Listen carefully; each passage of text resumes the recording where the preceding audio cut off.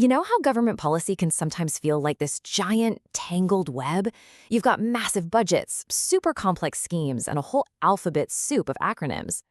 Well, today, we're going to pull on one of those threads and unravel a really crucial piece of it. Let's dive in and see how a huge national vision actually translates into action, right down to the food on our plates. And really, it all starts right here with this fundamental truth. If agriculture goes wrong, nothing else will have a chance to go right. And that's not just about economics, is it? It's about livelihoods, it's about food security, and it's about the well-being of millions and millions of people.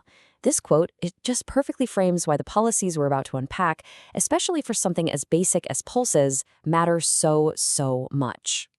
All right, so to really get our heads around this specific mission for pulses, we first have to zoom out. We need to look at the larger financial commitment the government has made to farmers. Think of it like the foundation of a house. Everything else is built on top of this. And we're talking about some enormous sums of money across several key schemes. First up, look at this number. An absolutely massive outlay for the PM Kisan scheme. Now, what's that? Well, the easiest way to think about it is as a direct income supplement. It's cash that goes straight into farmers' bank accounts to help with whatever they need for their farm or their family. Next, we've got the Modified Interest Subvention Scheme. This one is all about making credit affordable.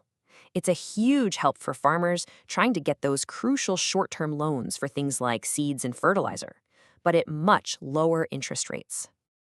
And rounding out this foundational support is the Crop Insurance Scheme. This is the safety net. It's designed to protect farmers from financial ruin if their crops get wiped out by floods, droughts, you name it. It makes sure that one bad season doesn't become a total disaster. Okay, so we've seen how much, these huge financial outlays, but what about the why? What's the big idea, the guiding principle behind all these massive investments? Well, it's all driven by a core strategic vision for the whole country. And that vision is really captured in this one word, Aatmanirbharta. You've probably heard it a lot. It means self-reliance. And when we apply it to agriculture, it's a super focused strategy to produce more of our own key crops, slash our dependence on imports, and really shore up our national food security. The goal is simple, to shift from being a huge buyer to being a self-sufficient producer. So, now that we've got the big picture, let's get to our main topic.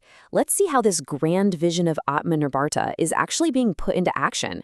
We're going to zoom right in on a specific real-world example that perfectly illustrates this entire strategy, a dedicated mission for pulses. And here it is, the mission for Aatmanirbharta and pulses. Now, for years and years, India has been one of the world's biggest importers of pulses. That's a huge challenge, right? For our food security, for our trade balance, the whole shebang. This new, targeted, multi-year program is designed to finally change that. So let's look at the nuts and bolts. It's a 6-year mission set to kick off in 2025. And I love this part. It's not trying to boil the ocean. It has a laser focus on 3 specific key pulses, tur, urad, and masoor. The endgame? To make India completely self-sufficient in these by 2031. And this isn't just some nice idea on paper. It's backed by some serious cash.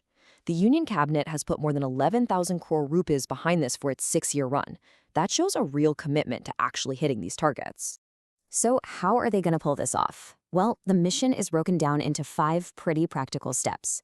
First, it starts with the seeds themselves, developing new varieties that give a higher yield and can resist pests. Second, it's about getting those better, certified seeds into the hands of farmers. Third, and this is crucial, there's a procurement guarantee, so farmers can plant with confidence knowing someone will be there to buy their crop. That's backed up by improving things like warehouses, and the whole thing is fueled by ongoing R&D.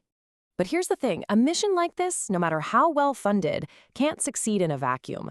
It needs a whole ecosystem of support around it. So let's take a look at how this targeted pulse mission fits into a broader network of government programs that are all designed to work together.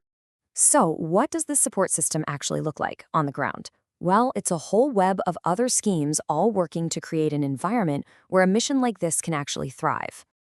A key piece of this puzzle is PMASHA. This scheme is all about price assurance. It's there to guarantee that farmers get a remunerative price, which is basically a fancy way of saying a fair price that covers their costs and lets them make a decent profit. This directly backs up that procurement guarantee we just talked about in the Pulses mission. And the support is layered. For instance, the Agriculture Infrastructure Fund helps finance the very warehouses and storage facilities the mission needs. At the same time, you have Krishi Vigyan Kendras, these are local farm science centers, providing that crucial on-the-ground training to farmers about new pulse varieties. You see how it all connects? It's this web of interconnected support that gives the mission a real shot at success. Okay, so we've got the big picture, the specific mission, and the support system. But that leaves us with maybe the most important question of all. How does the government actually know if all this money and all this effort is really working?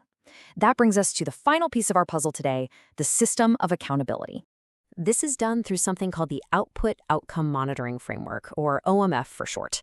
It's a formal process, but its goal is simple: to track not just how much money is spent, but what that spending actually achieves. It's all about moving from just looking at outlays to focusing on outcomes. So what is the difference between an output and an outcome? It's actually pretty simple.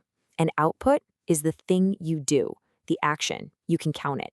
An outcome is the results you get because of that action. It's the so what of the whole exercise. Let me show you a concrete example. It makes it super clear. This just illustrates it perfectly. The output is the physical act of buying, say, 33.58 lakh tons of pulses. It's a hard number you can track. But the outcome, the real goal, the reason you did it in the first place, is making sure that farmers get a good, fair price for what they grew. The output just serves the outcome. And at the end of the day, this framework is all about accountability and focus. As this official statement explains, it helps government departments stay on track, making sure that everything they're doing is actually aligned with the bigger development goals they've set for the country.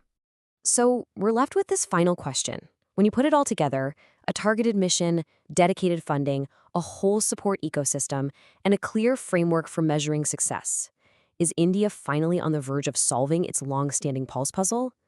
It's a massive undertaking for sure, but it really seems like for the first time, all the pieces are finally in place.